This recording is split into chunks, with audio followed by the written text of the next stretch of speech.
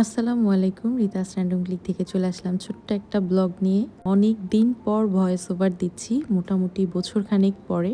আমার জীবনের কর্মব্যস্ততার কোনো শেষ বলতে কিছু নেই। তার মাঝে গত একটা বছর নতুন একটা জার্নি আমার জীবনে চলছিল। সবকিছু মিলিয়ে দম ফেলার একদমই সময় ছিল না। অনেক ব্যস্ততা গিয়েছে এই ভিডিওটার মাঝখানে গত ২টা মাস। প্রতিটা সেকেন্ডেই চলছিল কাউন্টডাউন। সবকিছু ফেলে যখন একটু রিল্যাক্স হলাম তখন চিন্তা করলাম যে জীবনে এত টেনশন নিয়ে লাভ নেই। যা আল্লাহ নসিবে রেখেছে তাই হবে। তপ্ত গরমে যখন টানা ২ মাস সিদ্ধ হয়ে যাচ্ছিলাম রাস্তার ধারে বসে, ঠিক তখনই বারবার ফোন দিয়ে লোপা ভাবি মনে করে দিচ্ছিল যে আমাদের এদিকটায় এসে ঘুরে যান, অন্তত শরীরে একটু স্বস্তি পাবেন। ভাবির মেয়ে এক্সাম দিচ্ছিল, এসএসসি এক্সাম, নেওয়াজপুর স্কুল থেকে। গার্লস স্কুলের স্টুডেন্টরা এবার নোয়াখালীতে, নেওয়াজপুরে তাদের সিট পড়েছে। নোয়াখালীতে যে এত সুন্দর জায়গা আছে আমার এর আগে কখনো আসা হয়নি। রাস্তাটা এত সুন্দর, নিজেই ড্রাইভ করে চলে আসলাম।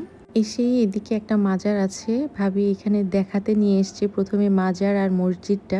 দূর থেকে মাছের অবস্থা থেকে আমি ভিডিও করতে করতে সামনের দিকে এগোচ্ছিলাম, কিন্তু যতই এগোচ্ছি দেখছি যে মাছের একেবারে কারখানা হয়ে আছে। পুরো মসজিদটা এত সুন্দর, ভেতরে পরিবেশটা খুব সুন্দর। আর মাজার হওয়ার কারণে সবাই আসলে বাইরে থেকে যেতে পারে।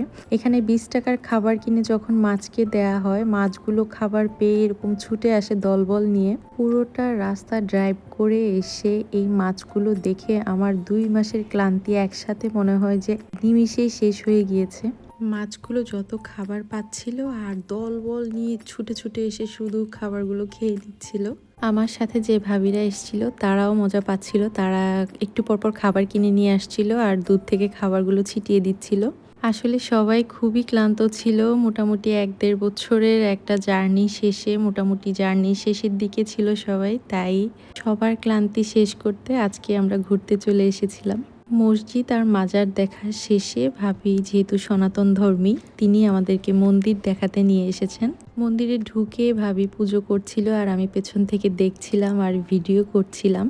প্রায় অনেক বছর পর মন্দিরে ঢুকেছি মন্দির দেখার জন্য ভাবির সাথে, তো সবকিছু ভিডিও করে নিচ্ছিলাম। এরপরেই আমরা একটা পাশেই মিষ্টি দোকানে চলে গেলাম, দেখলাম গরম গরম নিমকি, জিলাপি এবং সিঙ্গারা ভাজা হচ্ছিল।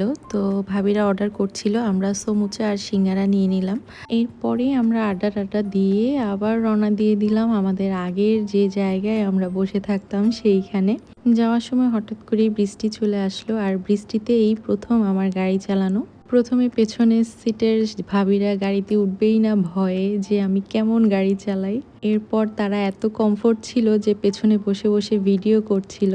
রাস্তাটা প্রায় ৫ কিলো ছিল। ৫ কিলোর মধ্যে একেবারে ৩ কিলো রাস্তা খুবই খারাপ ছিল, যে আসলে বসে থাকাটাও খুব কষ্ট হচ্ছিল। রাস্তাটা যেহেতু একটু গ্রাম সাইডে ছিল, তাই মানুষ গাড়ি কি দেখবে, বসে বসে ড্রাইভারই দেখছিল। কারণ নোয়াখালীতে এই প্রথম মনে হয় তারা কোনো নারীকে গাড়ি চালাতে দেখছে।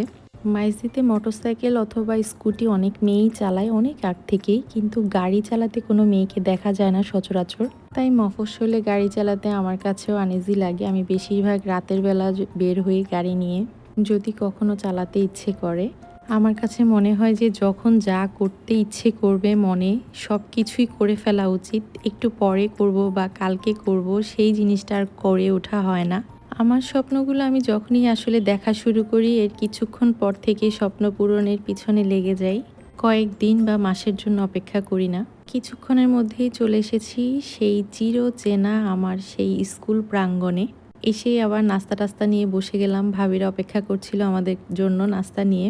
ঝুম বৃষ্টির সাথে চা আর আড্ডা দুটোই হলো। আর সেই চিরচেনা প্রকৃতির মাঝে দাঁড়িয়েছিলাম, অনেক সুন্দর লাগছিল বৃষ্টিতে। সব কিছু স্মৃতি হয়ে থাকবে স্মৃতির পাতায়। এই জার্নিটা আমার জীবনের শ্রেষ্ঠ জার্নি হয়ে উঠলো আবারও। মেয়েদের জীবনে প্রথম মা হওয়া, প্রথম সন্তান স্কুলে যাওয়া, প্রথম সন্তান বোর্ড এক্সাম দেয়া থেকে শুরু করে এই ছোট ছোট জার্নিগুলো জীবনের এক একটা পার্ট হয়ে থাকে, এক একটা স্মৃতি হয়ে থাকে। এই জার্নিটা যাওয়ার আগ পর্যন্ত এই জার্নিটা কি জিনিস সেটা আসলে বোঝা খুবই কঠিন। আমরা যখন এরকম এক্সাম দিতাম, আমার মা এভাবে বসে থাকতো, তখন বলতাম, মা তুমি কেন বসে থাকো? সেই প্রশ্নের উত্তর আজ আমার সামনে, এর নামই মা।